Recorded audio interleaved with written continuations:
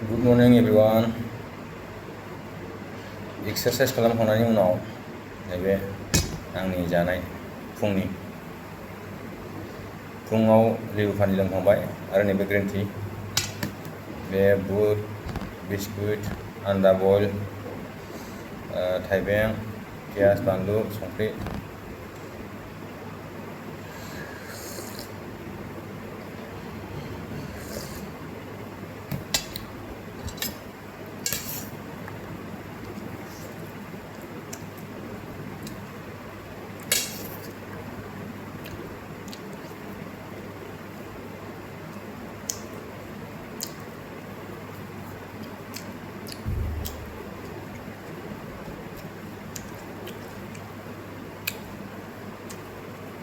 फुङाव बिदि जायोबा देहा हेल्दि जायो, मोजां मोनो।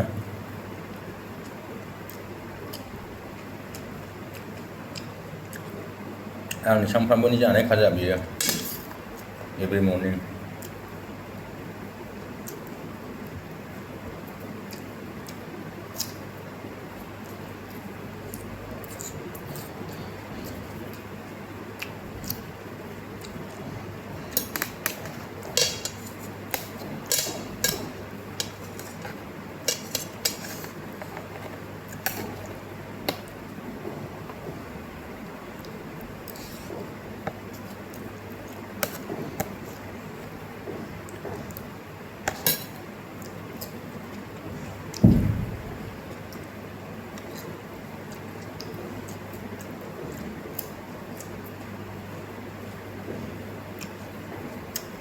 नोंथांमोनाबो देहाखौ मोजां लाखिनोब्ला बेबायदि जा, बिराद हेल्दि जागोन, मोजां जागोन, स्किनाबो ग्ल' जागोन।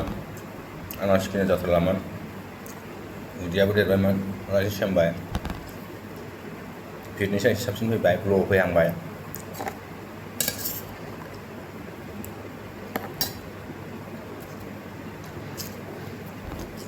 मोनायाव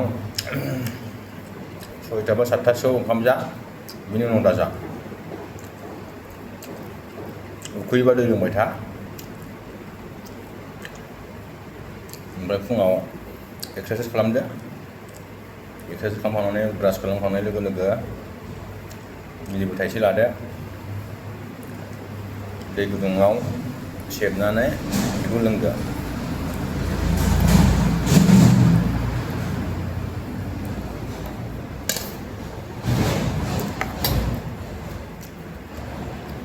मेजेम बारायनाय नङा अब्लानो। दुगैखां लोबखां आराम फ्रेस जादो, एक्सारसाइज खालामखांनानै बे आइटेमखौ बानायनानै जादो आरो। ओमफ्राय माने बेफोरखौ जायोबा बारा थाब ओंखाम उखैया आरो, बेखिनि एसेजोंनो उखैगायो। होमब्लाना नोङो मोनायाव जाखायाखिसै ओंखाम आरो फुङाव एक्सारसाइज खालामबाय, नै बेखौ जाबाय एसे, अब्लाना नोङो डाइरेक्ट 2टासिम थानो हासिगोन आरोखि, साननि 2टासिम। होमबा जेबो टेनसन गैला। अब्ला बबेहायथो नोङो बांद्राय जानाय जानो, नोंहा ओंखाम उखैला नालाय नों जायाबानो जाबाय। 2टासोआव जादो, ओमफ्राय हायोबा बेलासियाव 5-6टासोआव एसे जाफिनदो आरो। बेबायदि टाइम मेनटेन खालामबानो आरामसे मोखाङा ग्ल' जागोन, फिटनेस फैगोन। एक्सारसाइज खालामखानांगौ।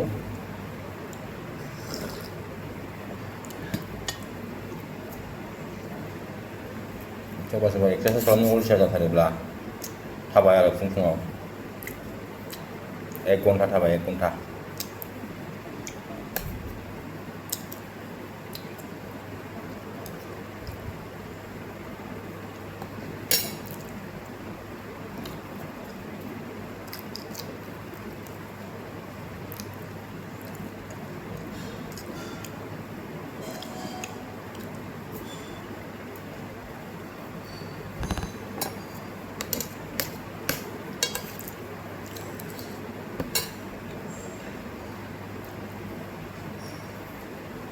गावनि देहाखौ जोथोनै लाखिनायानो बयनिख्रुइबो देरसिन खामानि जानांगौ, गिबिसिन खामानि जानांगौ।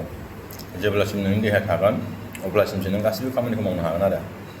बेखायनो दस्रा खामानिखौ बाद हो, गिबियाव नोंनि देहाखौ नों नायग्रो।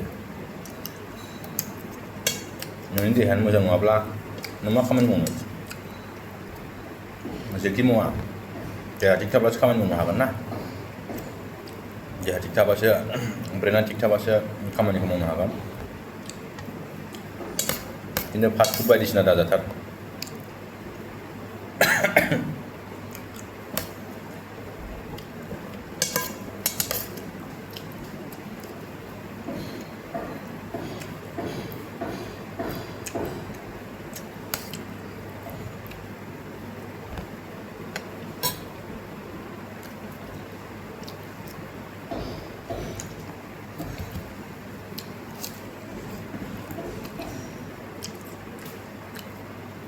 लेबु दै गुदुङाव सोबनाय जेरावखि थाङा बथलाव सोना लाखा। फुं आरो बेलासि इउज खालाम। ग्रिन टिया सब समाय लाफाखा बेगाव। जेरावखि थाङा सिनिनि साहा दालों। ग्रिन टिखौनो लोंबाय था। सिनि होननाय बुस्थुखौनो इउज दा खालाम आरो। होमब्ला मा जागोन नोंहा सुगारनिफ्रायबो सेभ जागोन। उनाव बैसो जालांबा सुगारबो जानो चान्स थायो नालाय। ओंखायनो बेखौबो एडभान्स थांखानाया मोजां। जेब्ला बैसो जागोन बोराय बुरै जागोन बै समाव जुदि आं बै समाव जायाबा हामगौमोन मायाबा हामगौमोन जेबो जानाय नङा। ओंखायनो एडभान्स जानांगौ मानसिफ्रा। दा आं बेखौ जाबाय लोंबाय आंना माबा मोनसे खामानि दंबा ओंखारलांबाय बिन्दास।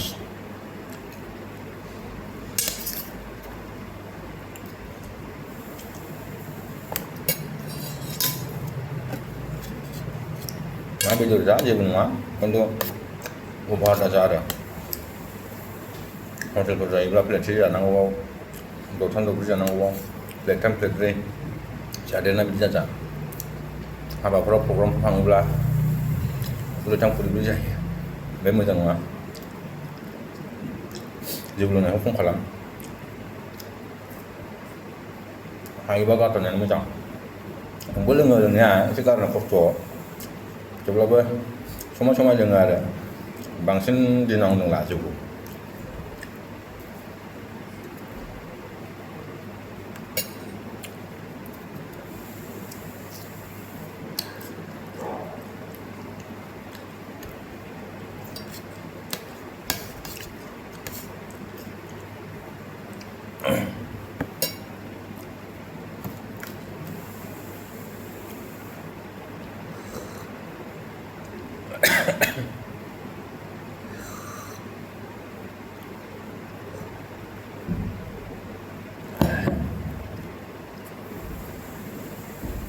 बेखिनियानोसै।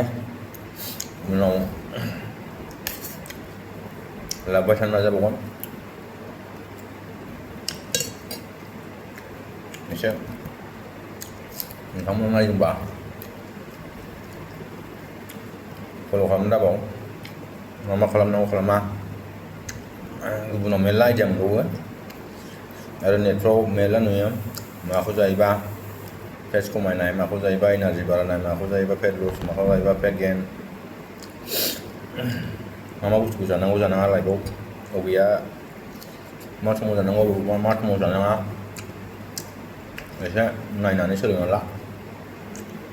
आं गासिखौबो बुंजोबनो हाया मानोना आंबो लार्नारसो। आंबो दा सोलोंगासिनोसो दं।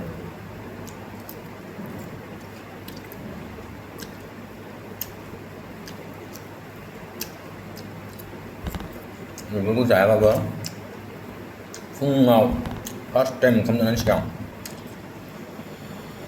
थाइबें फिथाइखौ जा।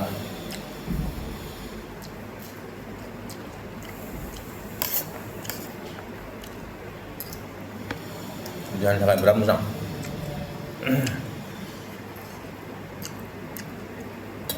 लिभाराव खामानि मावनो थाखाय स्ट्रं होयो।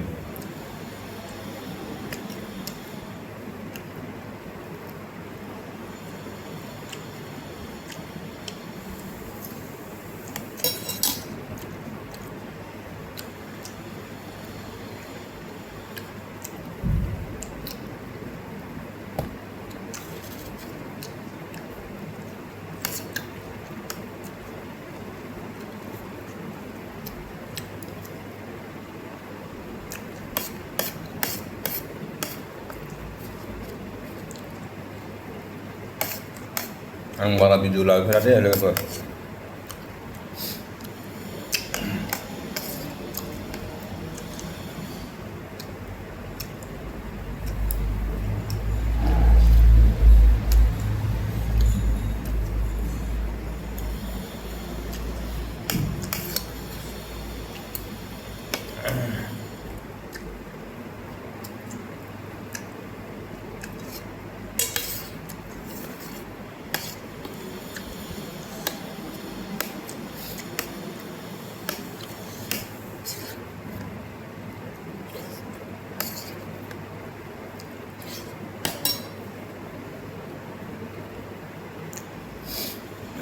दावदै दैनै थाइबें थाइसेमोन, बांद्राय गिदिरबो नङा, मिडियाम साइजनि फिसा। ओमफ्राय सामब्राम दरसे, बानलु थाइनै, बिस्कुट मोननै, ओमफ्राय ग्रिन टि, बुट एसे। बेजोंनो आङो एक्सारसाइस खालामखांनायनि उनाव फुङावहाय इउज खालामबाय। देहाखौ एसे गोरा मोनबाय। दा गिलासनै बा 1 लिटार दै लोंबानो बिराद स्ट्रं मोनसिगोन। ओमफ्राय आरामसे 2टासिम।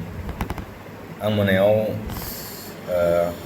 6:30 एसेल' ओंखाम जादों, थारमाने खुरैसेल' जाखादों। बिनि उनाव मोनायाव दै लोंबाय, ग्रिन टि फुदुंना लोंदों खनसे हरनि 9:30। ओमफ्राय फुङाव सिखारबाय, एक्सारसाइस खालामबाय, लेबु लोंबाय, दै गुदुङाव लेबु होनानै लोंबाय, दुगैबाय माबाय, ओमफ्राय नै दा बेखौ इउज खालामबाय आरो। दे बिदिब्ला, थेंक इउ, बाय।